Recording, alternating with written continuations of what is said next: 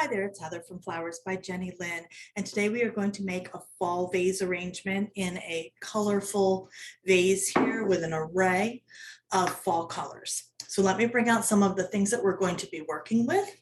We are going to be working with some corn husks that are dried, and we're going to make them into a decorative item. You're going to have a couple pieces of wire. I do have a handful here, but I'll only be using 2, maybe 3 pieces. The tools that you'll need will be a pair of scissors, whether they're your kitchen scissors or florist shears. If you're comfortable with a knife, we have these as well. For our flowers, we are going to, what's closest to me is some yellow solidago. We have used this before. Some orange tone roses. I'm getting a box of mixed orange, so everybody's color might be just a little different. Red carnations, red mini carnations. We're also getting in a box of mixed fall tone lilies. So there will probably be yellows and oranges and peach and everything in between. Some fall daisies. They're calling these carrot. So we will have 3 stems of those. You will also have some alstroemeria. Yep. Very, very tight. Yellow, orange, with some red on it, hopefully. They are so new that the color is barely showing, but that means they are super fresh, cut a little early, but we'll still be able to use them. Their foliage that's on them will be great to kind of fill in. We will also have our standard leatherleaf fern, a couple pieces of our long-lasting Israeli ruscus, and then some bear grass. I'm going to leave the bear grass, I'll show you. The bear grass, very wispy grass. I'm going to leave that in the bucket though, because it tends to flop and fall all over the place. All right, so let's get started. What we're going to get started with is going to be our basing, which is going to be our leatherleaf fern. And we're going to place 4 pieces of that around in our vase. Now I've cut probably about 4 or 5 inches off the stem. I am leaving the bottom fronds, unless there's something like weird hanging on here. There is a little piece that's kind of dangling. So I'm going to get him off so he doesn't fall into the water. And I'm cutting them so at an angle always, but in such a way that they're not going to hit the bottom. So I'm going to put 2 on either side, and then I'm going to have a front and a back. So my back one will probably be a little taller. And my front one, I just chose the smallest of them. So already we've created a network. There's water here, so I'm not going to spill too far forward, of stems here, and they're all kind of angling in together with one another, crisscrossing. And that will help to create a grid for the flowers to sit upon. So the next thing I want to put in is going to be my other stems of greenery, and that is going to be my Israeli ruscus. And I just removed the bottom the bottom leaves on here, because I just felt that they were going to get too much in the way of the network that we have going on. I don't need this extremely tall, so I'm just taking off 2 inches, because their height is kind of perfect for the arrangement that we're going to do. And this one is already stripped down pretty good, kind of came in this way. And again, I'm just going to take off a couple inches off of him. Now they're just going to like lean side to side. We don't have a lot in here yet to kind of take up the space. So the next thing that I'm going to work with is our mums here, our daisies. So with them, this stem here has a lot going on it. So I don't necessarily need all of it for this vase. So here at the shop, we would take off the longer lateral stems. Look how long those laterals are. Aren't those beautiful? Those are great. So I'm going to save them aside. We can use them in other arrangements like in foam or something like that, where we need to add a little bit of color. So I will keep them aside. You can put them into a smaller vase and maybe tuck that vase into the bathroom. I'm going to be cutting off probably 6 to 8 inches, at least 6 inches. And we're going to place these on opposite sides. We've got 3 of them. So they are just going to think of a triangle as we're placing them in here. And again, I have another one here that I can take off. I'm thinking that's more like 10 inches that I'm taking off here. And again, on this one, I'm going to take down a few. There are many times that we will get in mums, and it's very possible when I get them in for the week that you are working with, that they will have maybe more of a clumpiness at the top, which is good for working in vase work. The clumpiness is not always good for working in Oasis. So I'm getting everybody situated here. There we go. Get this guy back over the center. I'm working a little taller today. The next thing I want to put in is going to be our Ulstramary. And again, 3s. So 3 of them. So being that we made a triangle out of our orange, we're going to make a triangle. I'm going to put 1 here. It's probably going to blend in with our ruscus. I'm going to put 1 over here in between this one, and then 1 back here, which will be between these 2 here. Okay. And I'm probably cutting off about 10 inches. Some I might leave a little longer. We're kind of setting up the stage to hold our items that are heavier. Get these guys back in the center. There we go. So right now we have just bare bones here, just 6 stems of flowers. I could have cut them shorter and that could have been the end of the arrangement, but we want to keep going here, okay? All right, so next I'm going to put in my filler flower, only because these guys are kind of bulky and they're going to take up some room. Sometimes I wait till the end. I know. Sometimes I do wait to the end to add in my accent or my filler flowers. But my lily is going to be my most fragile. They're pretty strong. Their stems are strong. And as you can see, these ones are tight, which is nice. But if their blooms were open, and I'm just kind of practicing that same thought process, is when the flowers are open, then if you put other things after them, you have the tendency to break off their petals. So we're going to hold that to the very end and put it in as though it were open. All right, so I'm placing these again throughout my arrangement to get in some of that yellow color. Now, the nice thing about fall is that all the colors match. They are all on the same side of the color wheel. There are warm colors, there are yellows, there are golden, there's orange and burnt orange and rust and red and burgundy. So all those shades work very nicely together because of where they sit on the color wheel. They're all warm. They're all analogous. Okay. I'm going to get this one just a little shorter. That way we have probably left above some of my leaves here, maybe 4 inches. Get this guy down into the front for you. Okay, there we go. So that kind of has helped fill it in. You can't see my pink too much through. That's always a good sign. All right, the next thing that I'm going to put in are going to be my carnations, and just fluff them right up. Squeeze the green calyx here and then fluff away at the top ruffle. And I'm going to keep these more to the center because I also have my red mini carnations. So they're going to be more along the baseline. So I'm going to get red up in the top with my standard carnations. And then with the minis, we're going to put them more at the edge level. Okay. And again, we're going to pinch and squeeze to get them all fluffed open. You don't have to do that. They will do it themselves, but it's nice if you're giving this to someone to have it already prepped and looking open and beautiful. All right, so all 3 of these, keeping these a little longer, maybe only taking off 3 or 4 inches to their stem. That way they're up here at the top. All right, now we're going to work in our mini carnations. And as you can see, we've got a gradation of sizes here of openness. We've got the little buds. This guy won't open. He won't open at all. Just letting you know. This guy might open a little bit. And then we've got the 2 towards the top that are doing more opening. So I'm just cutting the one that isn't open off. We can still put him in, and I will. And then these guys here, I'm keeping them together, and we're going to insert them in one go. But I'm going to take off a little bit more. If you notice, I was measuring it. I want to place it about here. You can see where I want it to go in my vase.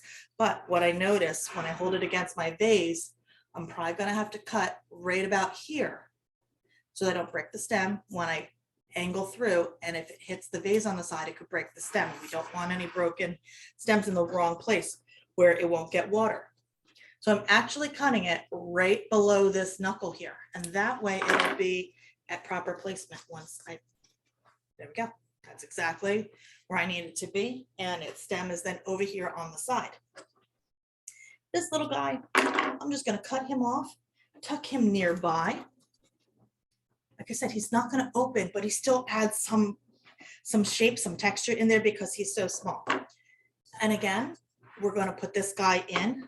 I'm going to cut right above my little bud that's closed. Again, always cutting on an angle. And I'm going to measure him up. I want him to be about here. Where's my stem? I'm probably going to have to cut off right about here so that it still gets in water and doesn't hit the other side of the vase. Cut off another inch. I'm taking off these lower leaves here because they will be in the water. If you leave leaves in the water, they can just start to get a little funky, which can cause mold and botrytis, all different kinds of things that you want to keep your flowers as fresh as possible. Now, I had already added flower preservative into my water. It's just something that we do. You will be getting 2 packets of flower food to add in, 1 for now, and then 1 to add in when you replenish your water later. All right, so this guy has a lot going on here. Not always as lucky as you notice. Some of them I only had 2, maybe 2, 3 open. Took off those bottom leaves, holding it up against. I did pretty good with my measuring, but I'm still going to take off a little bit more. I'm going to tuck him down below. So everywhere I had a red carnation above is where I put a red carnation down below. Now this guy, I had an extra. I'm going to take him off and tuck him in kind of beside. So we've got that going on. Okay. Now with my lily, I'm going to take off a little bit of these leaves. It's just habit for me. And I want this lily at the top. I want it to be open and for it to be seen. So I'm going to cut, I'm measuring it on the back side, but if I were to measure it from the front, it's about the height that I want him to be. Here's the bottom. So I'm going to cut right about here and I might go an inch above. So that's probably 7 or 8 inches. I'm going to go 1 inch above just for good measure. Tuck my buddy in. And now he can be seen. He'll have a bud that will open here and he will have a bud that will open here. These other smaller ones, they might open a little bit, but they're not really going to have the full impact that these other 2 blooms have. All right, and now we have our roses, and I'm going to get 1 on each side. I feel like I have a hole here, and I have a hole over here on this side. So let me get those in. Because these are out of our shop stock, they already have had all their thorns cleaned off and the lower foliage. You might have to remove the thorns and foliage before you use yours in your vase. This one does have 1 thorn on it already. I'm just going to nick that off a little bit.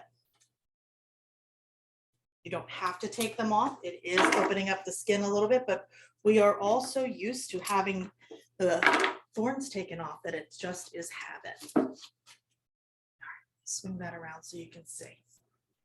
I've got a rose there and a rose here. Things look so much different in person than they do on video, let me tell you. It looks so much more filled in and I see so much more green areas here, like this big green area here, than what I am seeing here in person. That's so wild, the way the camera picks up on all this green. Okay, so the last thing that we're gonna do, second to the last thing, if you feel that your stems, if you have extras like this week I did. Now next week when the flowers come in for class, I have ordered the same. Does it mean that I'm going to get the same look? Not always. It could be coming from a different grower, even though it's under the same name of a flower. I can order the same orange rose, but from a different grower. It has a little bit of a different look to it. My daisies might have shorter stems, so you might not get these nice long breaks, but because I have them, I am going to tuck them in. I can still get them into water. So this is it. It's going to get in there into water.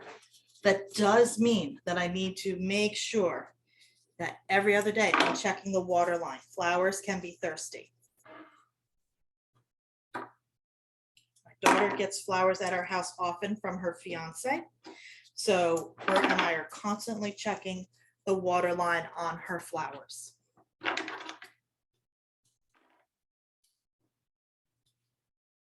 get that last one in, and that just drew a little bit more color down.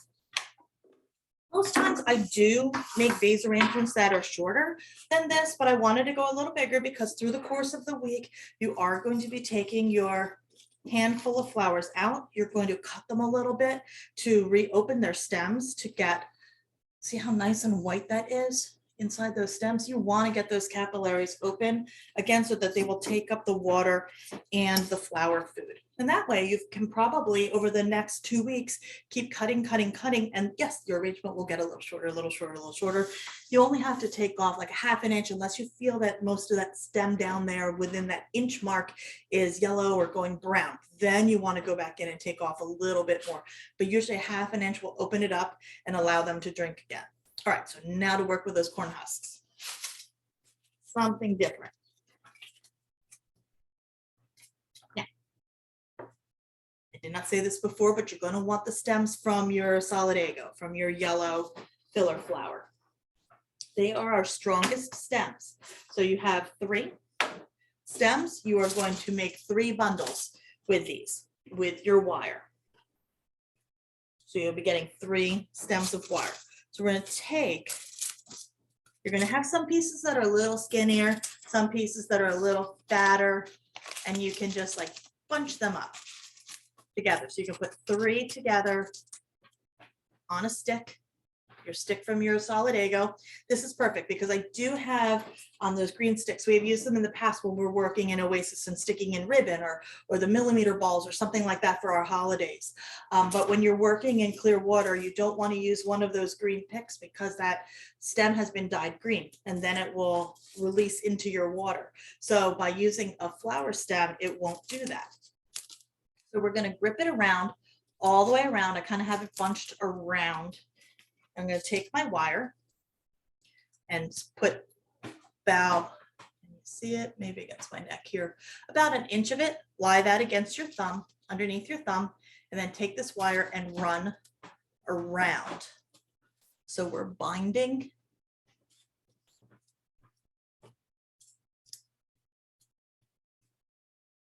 So I'm running around. I'm going to go down to the bottom of where the corn husks are. I'm going to go back up a little bit again, back down, kind of like a broom. Cut off that end and just make sure with the end of that wire that it is not, you can see it, I have it sticking out. You don't want it sticking out. You want it to lie down flat against your stem. Okay. Now we can put this anywhere you feel you have a hole. It just adds another texture and another color. We don't have that like really light color in here, so that kind of helps accent that. I'm going to peel one of these in half because I thought I grabbed enough out of my bag. So now I have 3 pieces here, another stem. Wrap those 3 pieces around that stem. Grab another piece of wire. Put it underneath my thumb, about 1 inch of it underneath my thumb, so it's lying straight down against the corn husks. And then I'm going to run around it pretty tight, not tight enough that you cut your finger. And the corn husks are pretty sturdy, so you won't split them. And we're just running around the stem. Back up again, back down. Give a little cut here. Can you reuse that wire off the end? Sure you can. Make sure the wire lays against it. I'm going to put a little bit of corn husk here. And I had one already prepared ahead of time. And for right now, where shall I place it? I've got like a lot of hole right here. But in person it's not, but I can see in my picture that there is. Alrighty, so there we have it. If you feel you can use these wires again, by all means, save little tidbits from working in class. When you're done with this arrangement, save the corn husks. That way you can tuck them in your Thanksgiving centerpiece. Or if you've got like a basket of gourds, you can just like cut that stem down tight and then just, I'll show you what I mean.